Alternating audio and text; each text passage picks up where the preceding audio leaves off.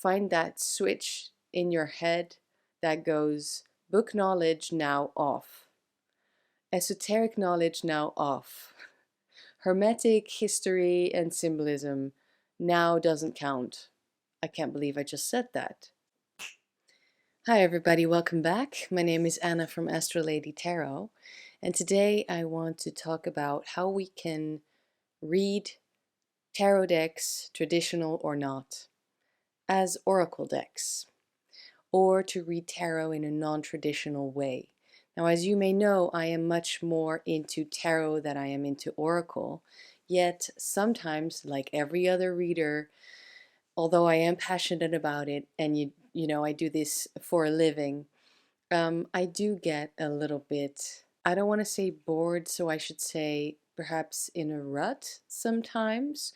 You know how sometimes we interpret the cards in the same way for years on end, and sometimes we know it's time for a change, but maybe we don't really feel like getting into the books and stuff like that. We just want to play with decks and use our decks and find the knowledge in there, in the actual artwork.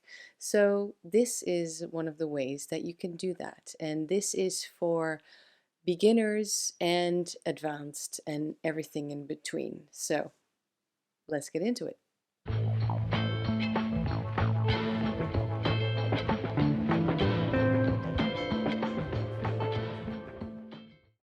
Yes, I do still have my little light up skeletons. They bring me joy, what can I say?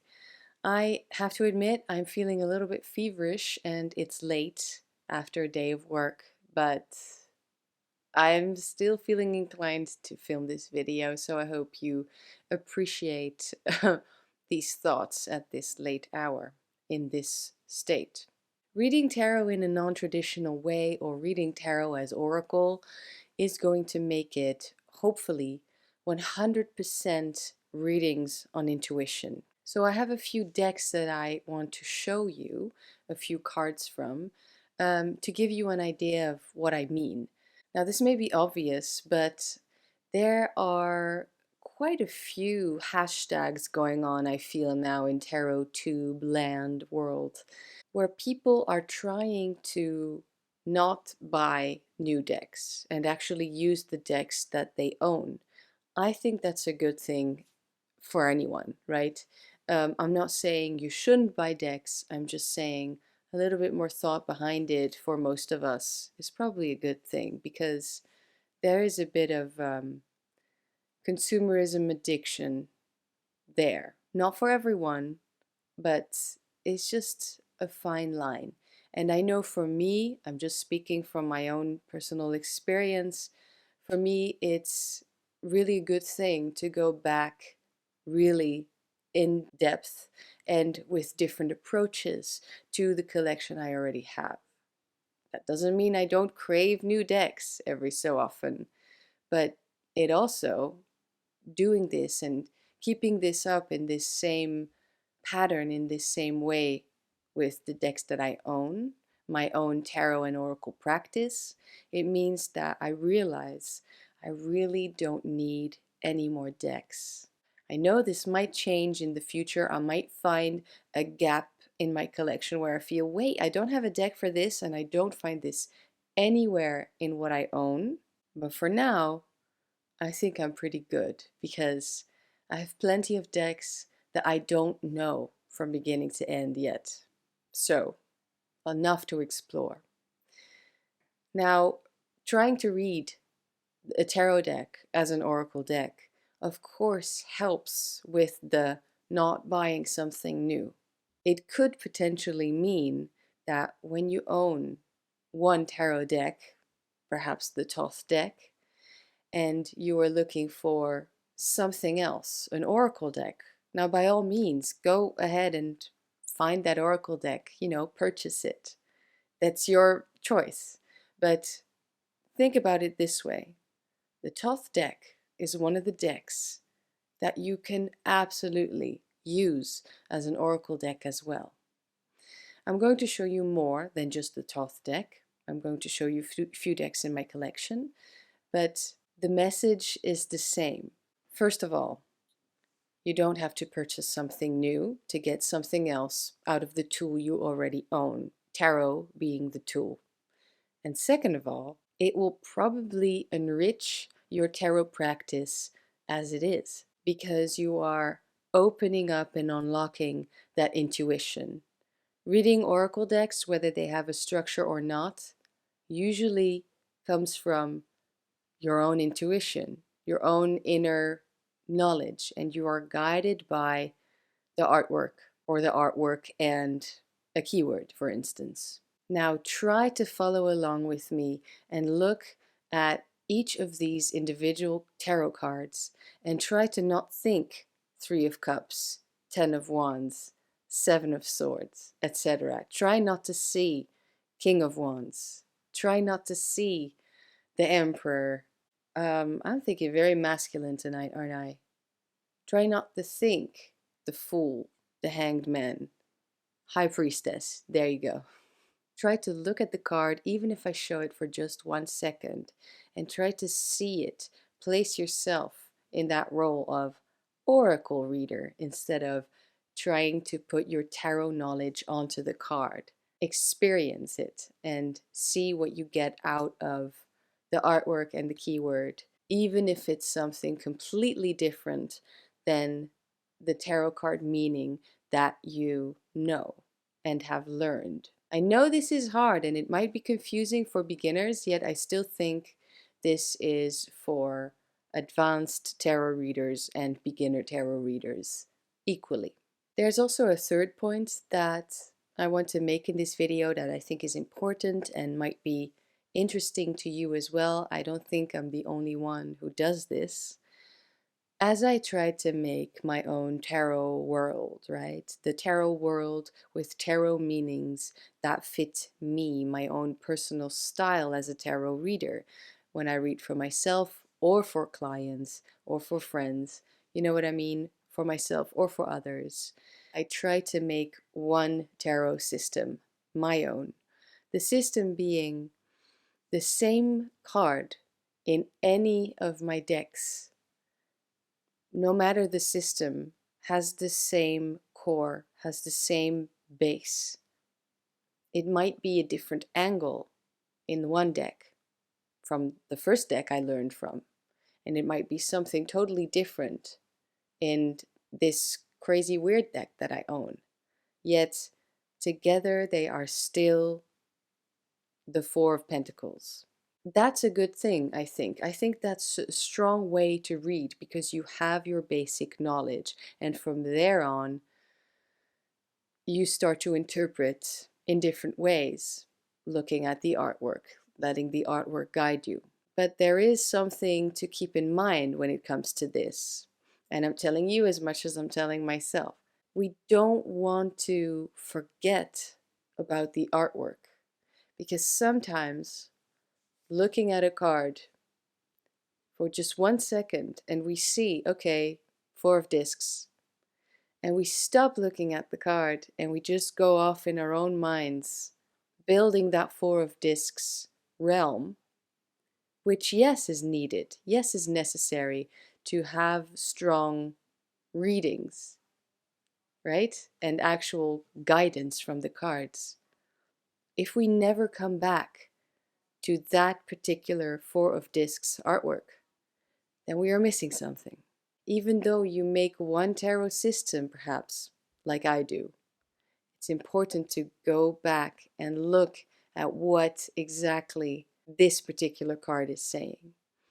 And this is a very good exercise to awaken that once more. Obviously, we can start looking at the Toth.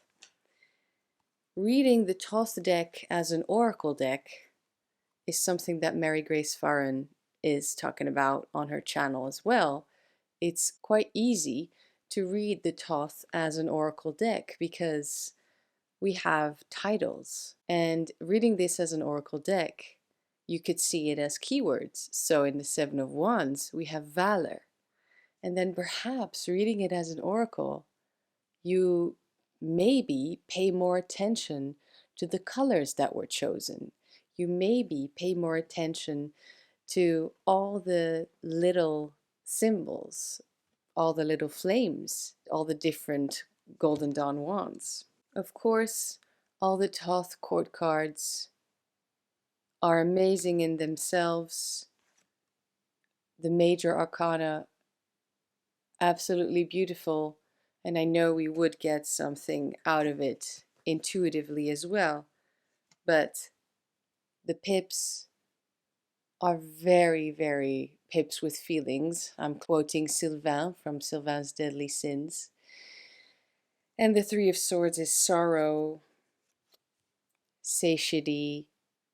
You know, we don't even really have to realize it's the Ten of Swords we're looking at. It's just a good thing to contemplate on ruin already. What does that keyword mean to you at this moment? How do you understand ruin at this moment? And change. How do you see change in the Two of Discs? And how do you see change in your own life? And what does change really entail? When we try to understand change, does it mean that everything changes all the time and therefore it stays the same? I think Toth is a great jumping off point to go from tarot to oracle. Next, I'm going to pull out my second. This is a deck that most people have, the Rider-Waite-Smith. Now look, this is my Dutch Ankh-back deck, but even in the Rider-Waite-Smith we can do the same thing. Obviously all the cards are scenic. Scenic pips is what we have here. So this is reading tarot, almost trying to find that switch in your head that goes book knowledge now off, esoteric knowledge now off, hermetic history and symbolism now doesn't count. I can't believe I just said that, but it does mean that we can use the same decks that we use as tarot decks every day and find multiple ways of using them. This way they have more than just one purpose. Now, of course, we get different types of readings, right? We use the tarot asking different questions, but using it as an oracle deck just to see what comes up, this is really a different approach to understanding cards. Another fun deck is the Triomphe della Luna Illustrated.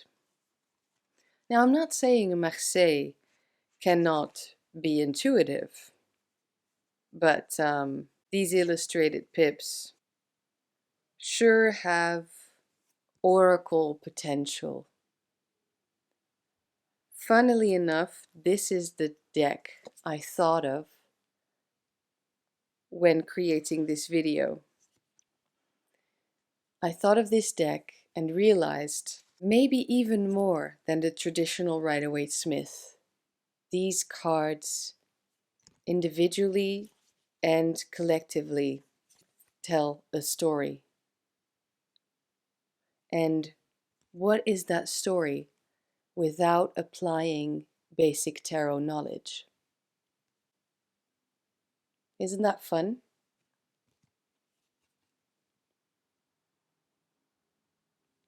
The Wildwood Tarot is another very good one. This can be intuitive, first of all, because it's not one of those traditional systems. So there's a lot of intuition involved in there anyway, unless you study the guidebook and the deck, fully. I've already read the guidebook twice from beginning to end because I really like this deck, and the guidebook, I think, is a pretty good tarot book on its own, even without, of course it's the book of this particular deck, but there's just so much knowledge in there, and I really, really like the angle that they have. This is a good example. The Hierophant being the ancestor. That changed my view of the Hierophant forever. This deck, the reason I chose it for this video is because there's a lot of animals, a lot of animal energy that is also present in a lot of oracle decks. So what do these animals represent for you? And the plants as well. So this world, right? This woods deep into the forest. What messages come through? Plus keywords. Jealousy. Now just that keyword can bring up a lot. And that's why it's a good oracle. I pulled this card from the Ritual Tarot today, which is actually a sign to me right now that I should probably stop talking soon. Don't want to get sick. Look, this tarot deck, this is the first edition and it has no titles whatsoever. So basically, it's just images, right? I love titleless tarot decks, yet on the other hand, I do agree with, again, Mary Grace Farron, that the words, the titles, make a tarot deck. It has to say Le Pendu or the Hanged Man for it to be the Hanged Man, the deep waters of Mem. It has to say La Maison Dieu, because in there are secret messages in the title. It's part of the card. Yet I am in love and in awe with and of the Ritual Tarot by Chiara May. This works well as an oracle as well. This is just pure intuition. Look at all that different collage and make your own meaning. I know which card this is, but if you don't know and you want to get a meaning out of it, you still get it, right? It's very dreamy and I feel it does open up. I almost wanted to say your third eye. Maybe that's what it is. Okay, I have the Crow's Magic next. Any deck with keywords will work as an oracle deck, in my opinion. We're always saying, at least I'm always saying, I don't like tarot decks with keywords. And this deck is all types of wrong. Yet, it's my top 5. So, the Page of Swords, we don't have to acknowledge this as the Page of Swords. It's just 4 bats. The keywords are captivation, entrance. What does that mean? Domination, mastery. Archetype, victor.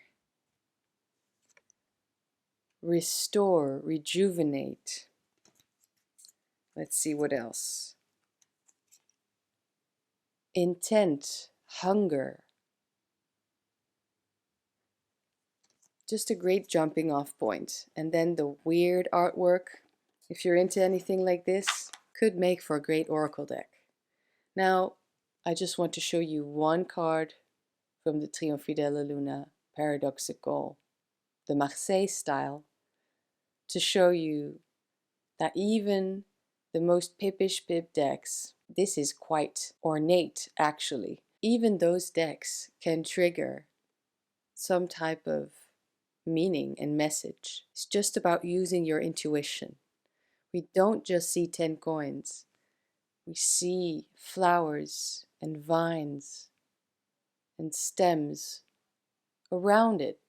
And what do those decorations mean to you? The Tarot de Marseille is actually quite intuitive as well, with all the buds and the new leaves and the dying leaves and the flowers in bloom. All of those things individually are symbols and mean something. Look, I know I'm probably not the first one who came with this idea, reading tarot as oracle or reading tarot 100% intuitive, but I hope I gave another perspective to the matter. The funny thing is, I usually really don't like 100% intuitive tarot readings. I need that basic knowledge. But once we accept that opinion and we find that personally that level of knowledge and just basic understanding of the structure of the tarot and respect for the tarot is present, then we can start to maybe delve into this other thing, which is 100% intuition. Intuition is always present in good, well-rounded tarot readings, but trying to leave behind what each individual card means to me always, and just looking at what I have in front of me today, right now, I think could be very helpful to anyone. So let me know how you found this and if you've experimented with this. After you've maybe tried this out with a deck or two that you own, please feel free to come back to this video and let me know in the comment section how that was for you. Did it make a difference? And I'm going to maybe even set 2 decks aside so that I can do this exercise or game with these cards for myself and see where it takes me, so that I actually do it at least for, I don't know, a month and see what it brings me. Don't be afraid to be wrong. This is just you. Okay, that's what I had to say. Don't click away yet. If you liked this video, I'm going to link another one in the screen very soon that you will probably enjoy as well. And if you are new here, let me know in the comments as well so I can properly welcome you to this online space. How about we end with one of those words, right? If you want to include the word crow in your comment, that would be great. If you've just made it this far and have nothing to add to the conversation, let me know that you've made it this far by just putting in crow in the comments. Let's see how many people we confuse with that. Because not everyone watches all of my videos. Not the first time I played this game, but I just want to see who's into it. So is this a challenge or an experiment? I'm not sure, but I'm gonna do it. And if you want to join me, let me know that you are. And I'll maybe come back to you in a few weeks and do another video. See how it was, see what it brought me. Who knows? I'll see you next week.